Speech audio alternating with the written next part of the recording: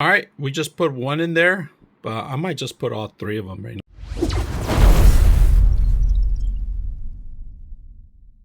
All right, I'm completely out of space right now, and I have a server coming in, but I don't know when it's going to come in. So I end up buying this right now. It's inexpensive just to back up stuff that I need to take out the server and maybe add the most important parts on the server. So this was a 3-bay dock. All right, now you could set this up into different modes, and I'm going to show you guys in the back. In the back, it tells you normal. They both have to be down, and they're located right here in the corner right here, the Type-C connection, and also the reset button and the power on. JBOD is here, RAID 0 here, RAID 1 here. So it's all the way to RAID 1. You could set these up however you want. Right now, unfortunately, I don't have two similar drives to do the RAIDs. I'm just going to keep it as is. Plus, I'm not familiar with this hardware too much, but I wanted to show you guys what I just got right now because I need to take a lot of stuff off the actual servers.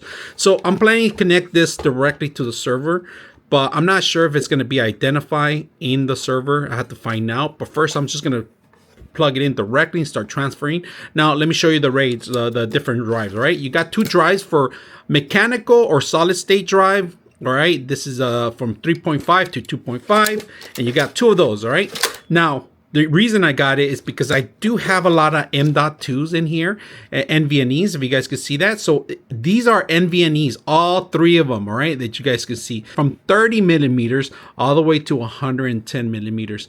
So the drive. So you could use these two to become drives. I'm not sure if you could set these up as RAIDs. I'm only sure that these two will work because that's what they're set for. But this is a great option. I do have a lot of NVMe's lying around. I'm fortunate enough to have those lying around here. I am going to set these up. Get the actual 10 terabytes. I found my 14 terabytes I'm going to set up. This I bought a long time ago. It's an Eco Drive. It's 14 terabytes. Save green. It was inexpensive back in the days. Now it is probably quadruple its value on it because of the resources that are available right now, scarce. So right now what we're gonna do is set this up, and you see that it has two mounting areas, two plastics. We're gonna remove them here. Let me move this out of the way. Okay, that one's back already there. So yeah, so we're good. We're good. So now all we got to do is dock it in, and it's because it's a little bigger. So let me see if it's even possible. This is a little heavier. Oh, there it goes, there it goes, there it goes. So it's able to do this 14 terabytes. And to take it out, just push these two buttons. So right now we're going to do that. And then we're also going to set up another one because I have another 14 terabyte Seagate. We're going to set up another one here.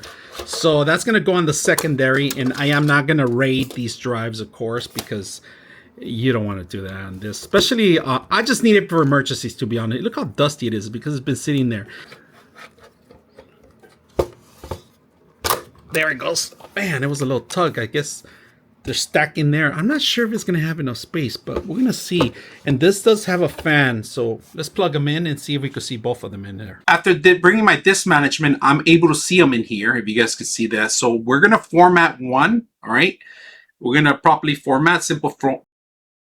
All right, so here we have it. We're going to set up, we're going to test one of them out, all right? And I'm going to test for example, to see how fast, because they are I believe there's 72 RPMs on them. So we're going to see if we could get that max or somewhere there.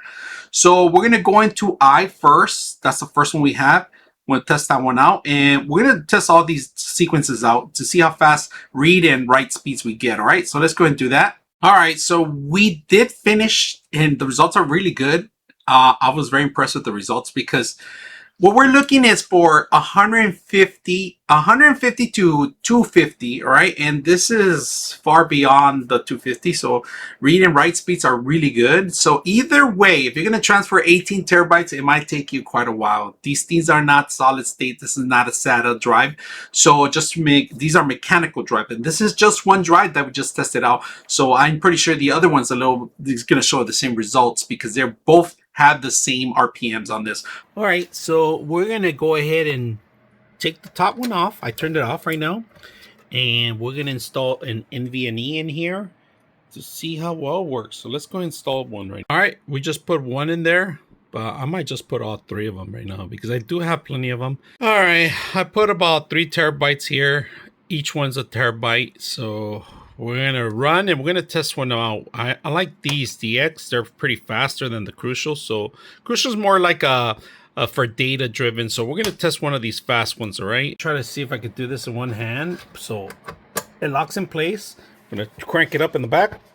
There it is. Let's see how all of them connected. I already have it connected directly to my computer. Sorry about my dusty computer. I have it connected. Let's see if it shows up on our drives. All right, so here we have it. We're gonna try out the J. I know I have a lot of drives. I do. I have a motherboard that takes a lot of drives. So, but today we're gonna test out. We already tested the hard drive. These are the two hard drives. One, hard drive 2. We're gonna test the J. All right. We're gonna see how fast it is, and I have it open here. So we're gonna change J right now. We have it there. It's a 1 TB, and then we're gonna do the test and come back and to see how fast this transfers and shows you guys. And we're gonna test it out and compare with the other systems. All right.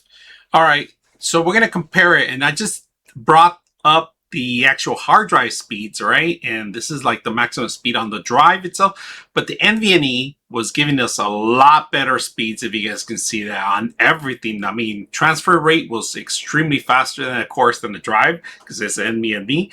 Now, if you're gonna load up games, you shouldn't have an issue loading them from the actual drives themselves. All right, so I like it because it has built-in fans. It supports the 3.2 Gen 2. The hard drives could go up to, the entire drives could go up to 68 terabytes, which is unbelievable. And if you do, maybe if you want to do raids, it's up to you. But I not gonna do that right now because I don't have compatible drives that can handle that. I need to get NAS drives that are compatible with the system in order for me to make sure that I'm going to be adding more data into the system. Now, one of the best things I like it is that if you have existing systems that work, you just take out the drive and take it to go, especially the NVMe. Now, I did like the drives, the NVMe drive top, so I'm going to see if I could buy those slots and maybe just add some more in there and just keep it going because I do have a couple of terabytes lying around here.